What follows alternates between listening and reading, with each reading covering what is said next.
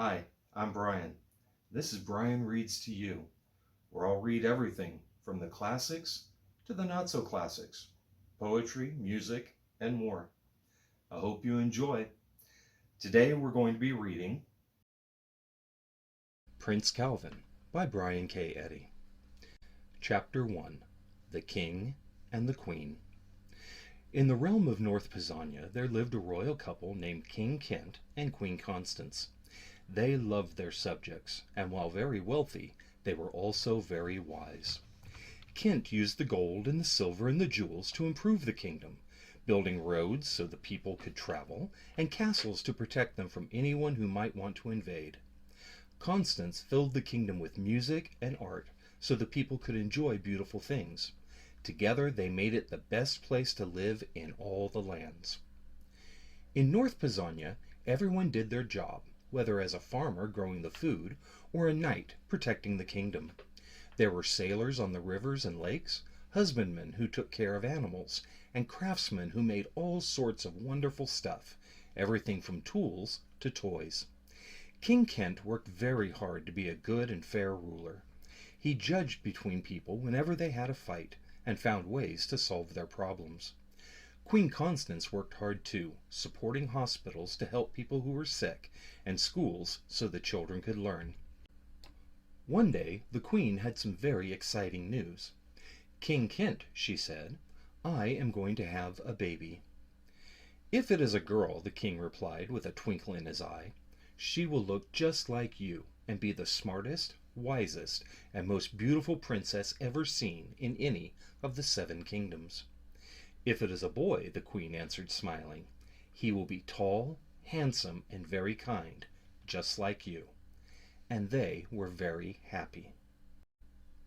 Chapter 2: The Prince. After some time the baby was born, and all the people were joyful. King Kent and Queen Constance were so loved that the 6 nearby kingdoms also stopped work and had a 3-day holiday to celebrate the arrival of Prince Calvin. But King Kent grew worried. "How can I teach my son to be a good and just ruler?" he thought. So the king called in his most trusted adviser, a magician named Baird. The king, queen, and Baird talked long into the night, and by morning had a plan. For several days the king and queen took young Calvin on a carriage ride all around the kingdom, so everyone could see their new prince. They rode along the seashore. They traveled up the long slopes. They visited the dreary moors. They wound through the tall snowy mountains, and at each of the borders they met the 6 kings and queens of the other kingdoms. Finally they came home to their own castle by the bay and settled down to a peaceful life. That night, as the moon rose high in the midnight sky, 3 people crept into the sleeping chamber of Prince Calvin. Baird the magician lifted one hand in the silvery air and made a magic sign. Then he whispered a spell. Calvin didn't awaken or make any noise, but he looked to be just the tiniest bit older than a month-old baby. The king and queen nodded their approval and then quietly left the tower, and everyone was happy. Chapter 3: Age 5. The sun poured through a wide stone window and splashed on the face of a small, sleeping boy. He yawned, blinked, frowned, and then rolled out of bed onto the floor. Calvin grumped down the stone steps until he came to the tiny kitchen. There on the table was a steamy mug of hot chocolate, and in a chair by the fire was a stern knight in heavy armor. "Hello, my lord. Did you sleep well?" the knight asked. "No," Calvin replied, pouting. "The bed was hard and the air was cold." The boy sipped at his chocolate, made a face, and then tossed it out the open door onto a cat dozing in the thin winter's light. Sir Donovan looked at the boy sadly and waited. "I want to go out on the bay today," the prince demanded. The knight sighed. His prince had become just as selfish and spoiled as those in the other 6 kingdoms. "I am afraid not, sire. You see, today is your 5th birthday, and that means you are no longer going to be taken care of by the nurses." My lord, the king has commanded you to appear before him. He has presents for you." Calvin's face lit up like a firework. He always liked getting presents, even if none of them were fun for very long. "It's not fair," he thought. "I'm the prince. I should get something new and special every day."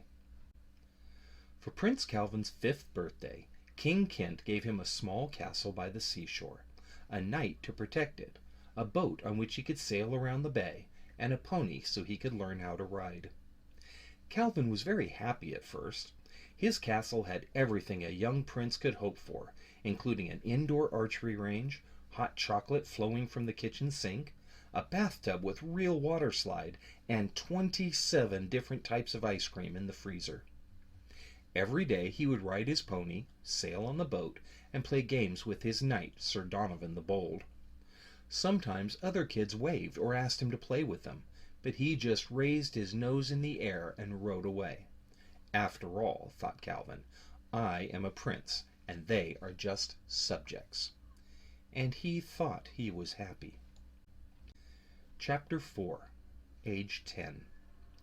For Prince Calvin's 10th birthday, his father the king gave him 2 small castles atop the dreary moor, up the long slopes from the seashore, 12 knights to protect them, 2 boats for sailing around the lakes, and 2 catapults so he could learn how to knock down forts. Calvin was very happy at first. His castles were small but very strong.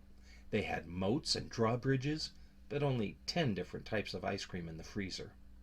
His knights were brave and honorable. His new boats were fast and beautiful.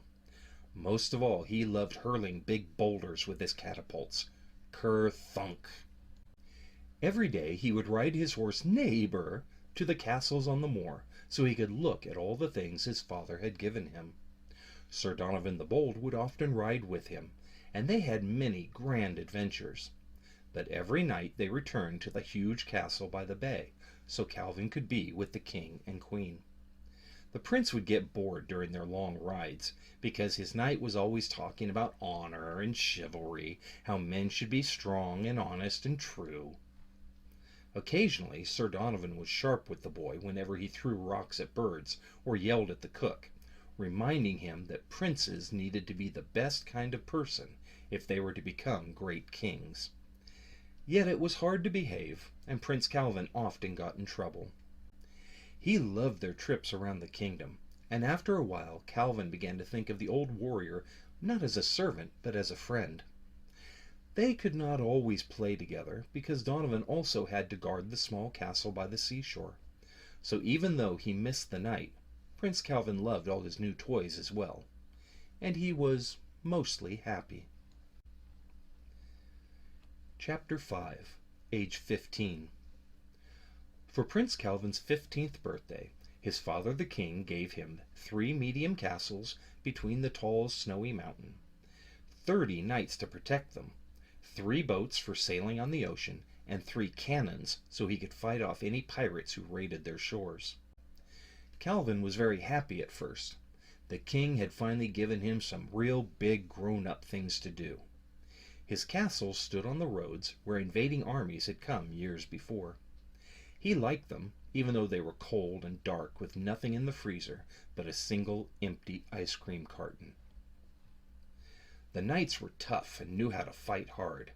Calvin wanted to be like them, but they just wanted to guard the castles, not be his friend.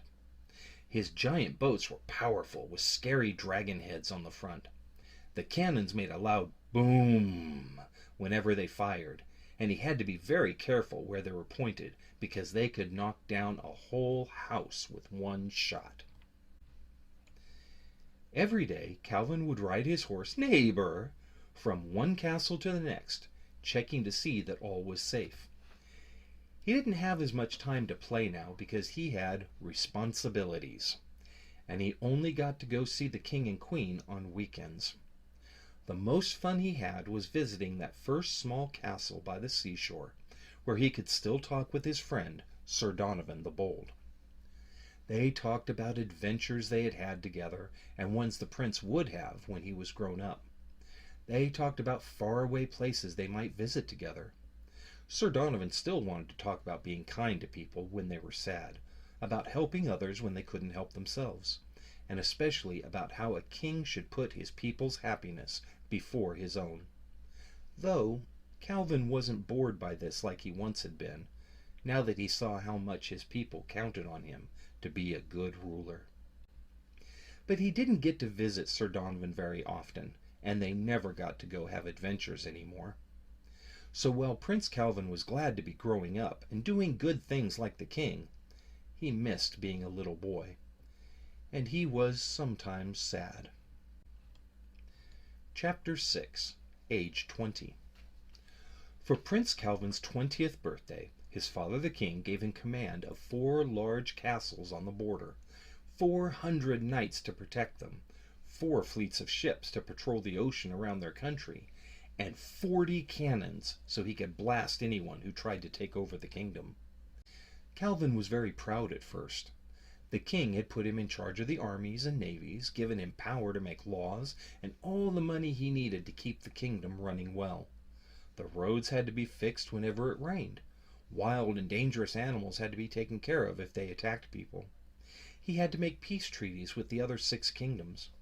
He was now the Prince Regent, which means he ran the kingdom for his father. It was very hard work running the kingdom. Every day Calvin would ride his horse Neighbor from one castle to the next, checking to see that all was well.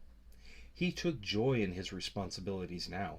Being the ruler meant he could watch over his people and make their lives better. He often thought of visiting that first small castle by the seashore, where he could talk about adventures with Sir Donovan the Bold. But something always got in the way, and it had been a long time since he'd seen his friend. So while Prince Calvin was glad to have grown up to be a good ruler, like his father King Kent, and a wise, loving person like his mother Queen Constance, he missed being a little boy, and he was sometimes sad. Chapter 7. Sir Donovan the Bold.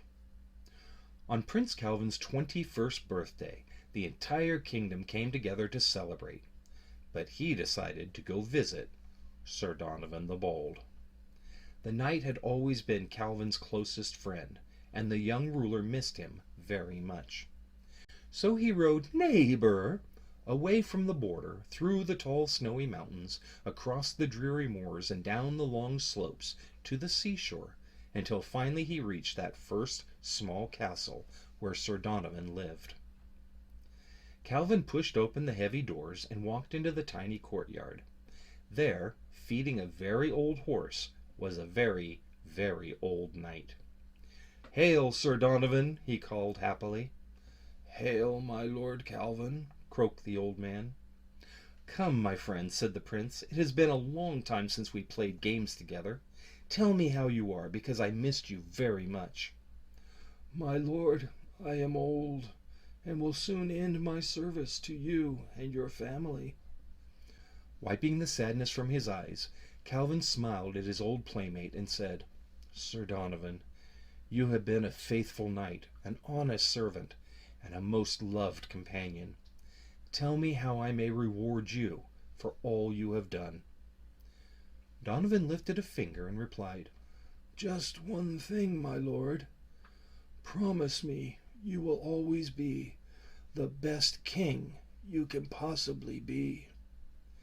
Then Calvin flung his arms about the old man's neck and cried tears of happiness. "My father taught me to be a good king, and my mother taught me to be a good man. But you taught me to be the best me. I promise I will always make you proud." Together they walked into the little feasting hall of the first small castle by the seashore, and had triple scoop Rocky Road ice cream sundaes while shooting arrows and taking turns on the water slide. It was the best birthday present he had ever had, and they were very happy. That night, as the moon rose high in the midnight sky, Sir Donovan crept into the sleeping chamber of Prince Calvin, lifted one hand in the silvery air, and made a magic sign. Then he whispered a spell that sounded like words spoken in reverse, and everything stopped. An owl in the tree outside froze mid-hoot. The wind died, and even the dust in the air hung perfectly still. Slowly, everything began to move backwards from where it had been going. The owl lit from her tree and flew, tail first, past their window. The last of the fallen leaves rose from the ground and affixed themselves to finger-like branches. The moon sunk back into the gloomy fog. Faster and faster the world turned back. The sun rose and fell from west to east. Autumn preceded summer, and spring crashed down into another heavy snow. Soon everything outside the castle was simply a blur of life moving back, and back further still, until once again it slowed and stopped on a cold winter's night with the moon high in the sky. Calvin mumbled in his sleep, turned over, and continued dreaming about ponies and small castles by the seashore. The next morning a bright sun poured through a wide stone window and splashed on the face of a small sleeping child. He yawned, blinked, smiled, and then bounded out of bed. The young boy named Calvin rushed down the stone steps until he came to the tiny kitchen. There on the table was a steaming mug of hot chocolate, and in a chair by the fire was his good friend, Sir Donovan the Bold. "How now, my little princeling, did you sleep well?" "I slept great, Sir Donovan. Can we go out on the bay today, Can we?" the boy begged as he sipped at the hot chocolate. "I'm afraid not, sire. You see, today is your 5th birthday, and that means you are no longer going to be taken care of by the nurses. My lord the king has commanded you to appear before him. He has presents for you." Calvin's face lit up like a firework. He always liked getting presents, even if some of them weren't fun for very long. His mom said they were given by people who loved him, but they didn't know what 5-year-olds wanted to play with.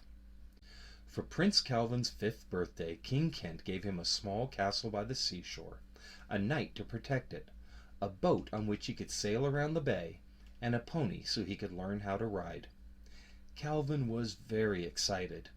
His castle had everything a young prince could hope for, including an indoor archery range, hot chocolate flowing from the kitchen sink, a bathtub with real water slide, and 27 different types of ice cream in the freezer. Every day he would ride his pony, sail on the boat, and play games with his friend Sir Donovan. He also invited the children from nearby villages to come play, and they had the most fun ever. Chapter 9. What the Prince Learned. King Kent and Queen Constance looked down from their thrones at the man kneeling before them. They had trusted him with the prince, their most valuable treasure, and now it was time to see if their plan had worked. "Arise, Sir Donovan, and tell me what my son has learned." The knight stood up and suddenly changed into Baird the magician. "My lord, he has had the dream just as we planned. He grew up, learned honor, justice, and became a wise ruler, like yourself." "And will he remember those lessons?" asked Queen Constance. "He won't remember, milady. That future is now past, but that past may also be his future." Then Baird smiled and added, "Fear not. The goodness he became is a part of his heart now. He will be a fine king, in time." And they were happy.